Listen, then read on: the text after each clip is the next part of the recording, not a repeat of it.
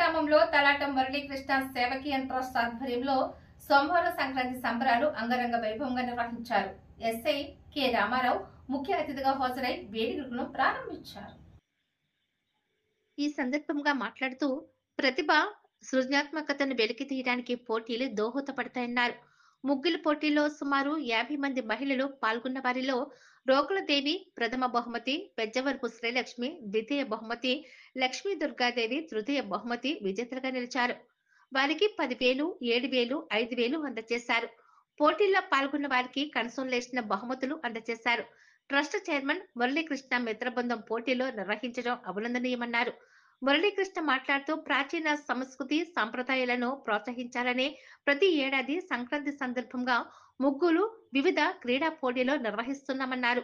ఈ కార్యక్రమంలో సర్పంచ్ ఒండ్రు చంద్రకళ సత్యనారాయణ, జనసేన మహిళా నేత పాటంశెట్టి కాశీరాణి, పెద్దాడ డీసీ చైర్మన్ సానా శ్రేణు, మాజీ సర్పంచ్, ఉప సర్పంచ్లు దత్తుడు, పాటంశెట్టి త్రిమూర్తులు పాల్గొన్నారు.